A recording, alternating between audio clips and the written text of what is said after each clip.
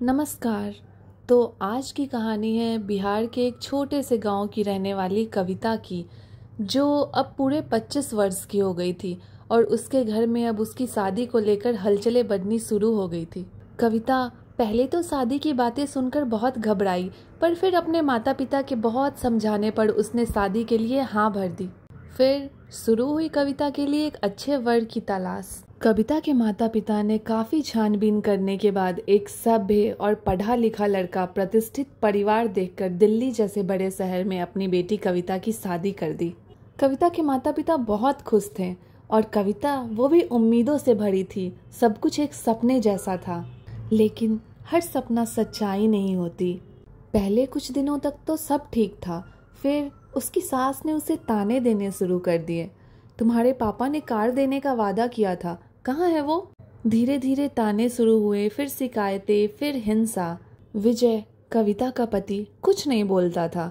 अब वो देर से घर आता और कभी कभी वो शराब के नशे में भी होता। अब तो वो उसके साथ मारपीट भी करने लगा था। कविता चुप रही, अपने जख्मों को मेकअप से ढक लिया, अपनी चुप्पी से दर्द को छुपा लिया। और एक दिन जब सब कुछ बर्दाश्त से बाहर होने लग गया तो उसने अपनी माँ को फ़ोन लगाया और कहा, माँ, वो इंसान वैसा नहीं है जैसा आप सोचती हैं। तो उसकी माँ ने उसका साथ देने के बजाय उससे कहा, बेटा, हर लड़की को ये सब सहना पड़ता है, थोड़ा सब्र करो, सब ठीक हो जाएगा। मगर कुछ भी ठीक नहीं हुआ।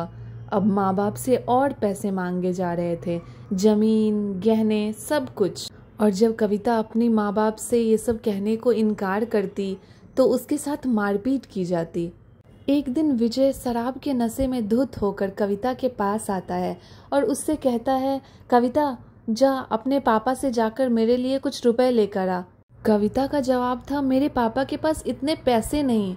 फिर क्या था, विजय ने फिर उसके साथ मारपीट की और कहा, कुछ नहीं दे सकते थे तो शादी ही क्यों की। फिर क्या, फिर अगली ही रात को धुआं, काला और घना धुआं, रसोई से आग की लपटें उठी, दरवाजा तोड़ा गया, लेकिन बहुत देर हो चुकी थी शायद। कविता का शरीर पूरी तरह से जला हुआ वहां नीचे फर्श पे पड़ा था। पड़ोसियों ने पुलिस को सूचना दी और जब पुलिस आई तो विजय और उसके माँ बाप ने ये कहा कि शायद गैस से हादसा हो गया होगा, खाना बना रही थी शायद।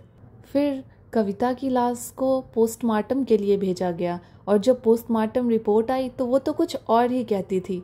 रिपोर्ट के अनुसार मरने से पहले उसके साथ मारपीट हुई थी, उसके हाथों पर तेल तक नहीं था। मुकदमा दर्ज हुआ, लेकिन अदालत में सालों से चल रहा है। विजय और उसके परिवार को जमानत मिल गई।